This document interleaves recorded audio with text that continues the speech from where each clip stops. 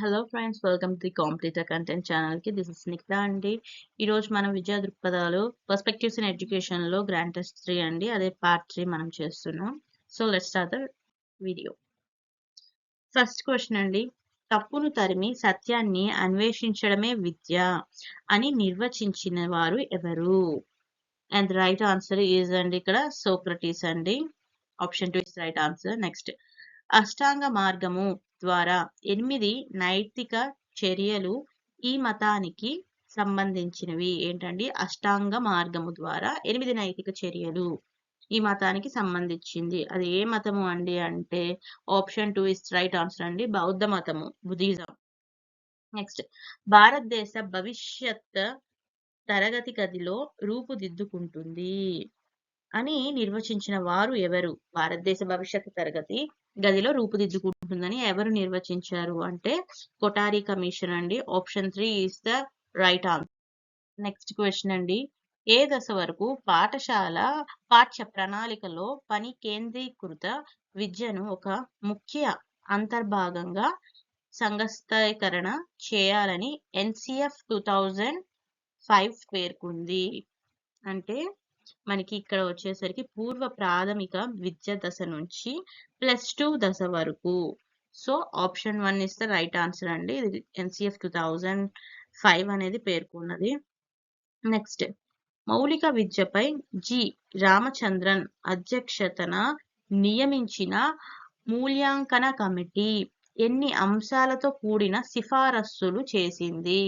అంటే మొత్తం 7 అంశాలతో కల సిఫారసు చేసిందండి. So option 3 is the right answer. మనకి 1986 ఎన్పిలోని ముఖ్య అంశాలలో సరైనది ఏమిటి అంటే మనకి ఇక్కడ అన్ని కరెక్ట్ అయిన అంశాలే అండి. సో చూద్దాము. జీవితాంత విద్యను నిరంతరంగా కొనసాగించే అవకాశాన్ని కల్పించడం మరియు దేశమంతా ఒకే సాధారణ విద్య చట్టం అమలు చేయాలి. అంటే ఒక్కొక్క స్టేట్లో ఒక్కొక్కలా కాకుండా ఇండియా మొత్తంలో ఒకటే టైప్ ఆఫ్ స్టడీ అనేది ఉండాలి. ప్రాథమిక విద్యను సర్వజనీకరణ చేయాలి. సో ఇవన్నీ వాళ్ళు పెట్టిన ముఖ్యాంశాలు కాబట్టి పైవన్నీ రైట్ మాట. ఇది ఎన్పిఈ యాక్ట్ లో మాట 1986.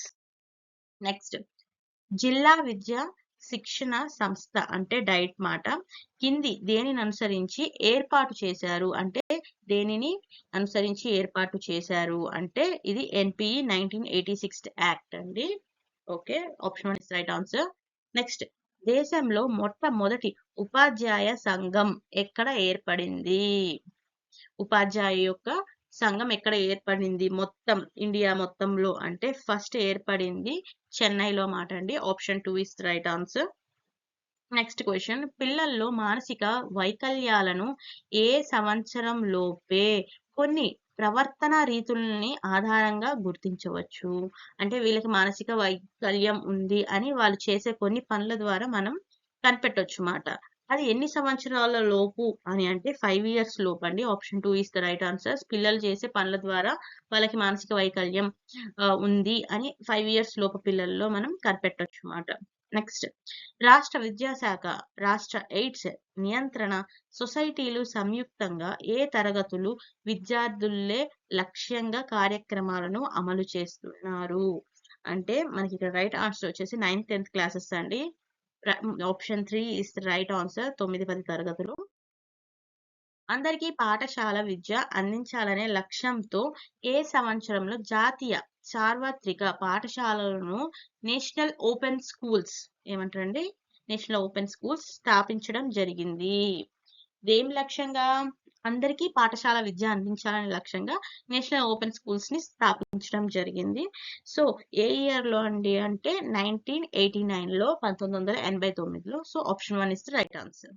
నెక్స్ట్ క్వశ్చన్, జిల్లాల్లో పబ్లిక్ హియరింగ్ కమిటీకి చైర్మన్ గా ఎవరు వ్యవహరిస్తున్నారు? ఏంటండి?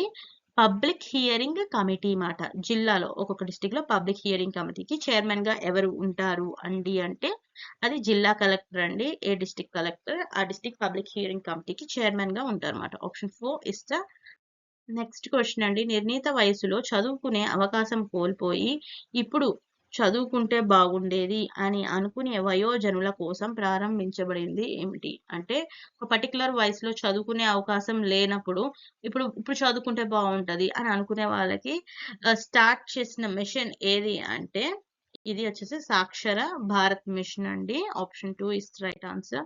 నెక్స్ట్ కింది వానిలో విద్యా పరిపాలన లక్ష్యం. ఈ కింది వానిలో విద్యా పరిపాలన లక్ష్యం ఏమిటి అంటే విద్యా నియమాలు సాధించు విధం తెలపడం. విద్యా నియమాలు సాధించు విధం తెలపడంని విద్యా పరిపాలన లక్ష్యం అన్నమాట. అంటే ఇక్కడ ఇచ్చిన వాటిల్లో అది ఒక లక్ష్యం అన్నమాట.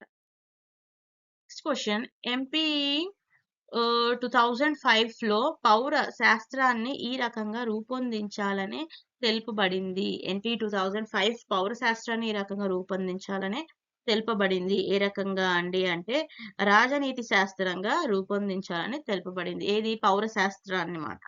ఓకేనండి. నెక్స్ట్ క్వశ్చన్ జాతీయ ప్రణాళిక చట్టం విద్యా ప్రణాళిక నినాదం ఏమిటి అంటే అండి లెర్నింగ్ వితౌట్ బర్డెన్ మాట అండి. Option 4 is the right answer. జాతీయ ప్రణాళిక చట్టం విద్యా ప్రణాళిక నినాదం ఏంటంటే లెర్నింగ్ వితౌట్ బర్డెన్ అంటే కష్టం లేకుండా నేర్చుకోవడం.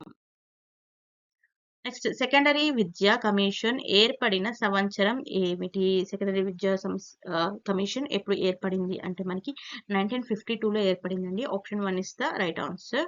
1952. నెక్స్ట్ క్వశ్చన్ స్వాతంత్ర్యం వచ్చిన తర్వాత మహిళల విద్యపై భారత ప్రభుత్వం నియమించిన మొట్టమొదటి కమిటీ ఏమిటి? ఇక్కడ ఏంటంటే స్వాతంత్రం వచ్చిన తర్వాత మహిళల యొక్క విద్యపై మాట. ఇందాక కూడా ఈ క్వశ్చన్ అనేది అటు ఇటు కూడా కలిపి అడగొచ్చు కొద్దిగా మార్చి. సో ఆఫ్టర్ ఇండిపెండెన్స్ మహిళల విద్య అంటే మాత్రం అది కంపల్సరిగా డాక్టర్ దుర్గాబాయి దేశ్ముఖ్ కమిటీని అని చెప్పొచ్చు. నెక్స్ట్ క్వశ్చన్ పుస్తకాల భారంపై ఏర్పడిన కమిటీ. చాలా పెద్ద పెద్ద బుక్స్ ఇస్తున్నారండి పిల్లలకి. అట్లాంటి దాని మీద ఏర్పడిన కమిటీ ఏమిటి అంటే యశ్పాల్ కమిటీ మాట. ఏ కమిటీ అండి? యశ్పాల్ కమిటీ. నెక్స్ట్ క్వశ్చన్ అండి వృత్తి విద్య ప్రధానాంశం ఏంటి? వృత్తి విద్య యొక్క ప్రధాన అంశం ఏమిటి అంటే వృత్తి పట్ల అవగాహన మాట. Option 3 is the right answer అండి. మీకు గనక మా కంటెంట్ నచ్చినట్టయితే లైక్ షేర్ సబ్స్క్రైబ్ చేయండి. ఇట్లా సపోర్ట్ చేస్తూ ఉండండి. ఇంకా ఆస్పిరెంట్స్ డిఎస్సి మరియు టెట్ ఆస్పిరెంట్స్ ఎవరైనా ఉంటే వాళ్ళకి కూడా ఈ సెషన్ షేర్ చేయండి. Thank you for watching. మా కంటెంట్